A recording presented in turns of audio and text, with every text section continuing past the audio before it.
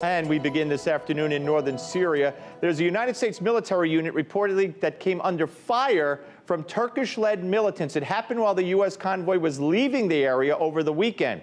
At the same time, top Turkish officials say they're preparing to send ISIS prisoners back to their home countries. RT's Rachel Blevins is here to break it down for us. Rachel, what's going on? Well, Steve, following that announcement that the United States would be withdrawing troops from Syria, hundreds of U.S. forces were seen leaving the country's northern region.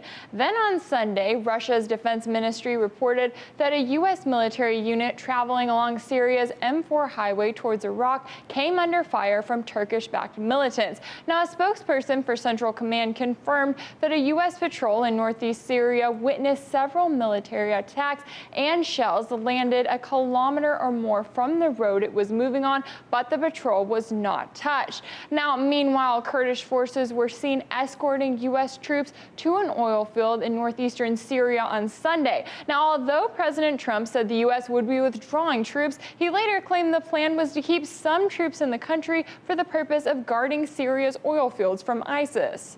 But we are leaving soldiers to secure the oil. Now, we may have to fight for the oil. That's okay. Maybe somebody else wants the oil, in which case they have a hell of a fight.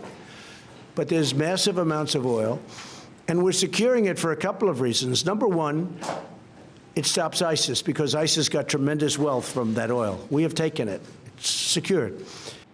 However, the claim that the U.S. will be keeping the oil it guards in Syria at a time when the Syrian government is regaining control is raising questions about whether the plan violates international law. Experts have pointed to the Fourth Geneva Convention, which defines pillaging as a war crime that occurs through the forcible taking of private property by an invading or conquering army from the enemy's subjects. Now, there is no indication that the Syrian government has approved the U.S. seizing oil from the country or that the U.S. will be guarding the oil for the Syrian government. Now, meanwhile, Turkey is also threatening to send more than 1,000 ISIS prisoners back to Europe. And on Monday, Turkey's interior minister said, quote, "They are saying they should be tried where they have been caught. It is not possible to accept this. We will send back ISIS prisoners in our hands to their own countries, whether they revoke their citizenship or not." Now, Steve, Turkey has repeatedly called on Europe to intervene and to help manage those prisoners in the region.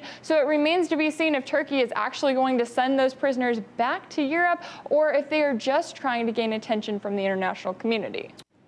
It's hard to clear through the debris and get right down to the nitty-gritty that is real news. New details are coming to light in the case of Jeffrey Epstein as more Spread between the 2-year Treasury yield and the 10-year Treasury yield. Several hundred students are staging a sit-in. the Amazon rainforest, and the blame game is underway. It's time for RT America. So go ahead and hit that subscribe button.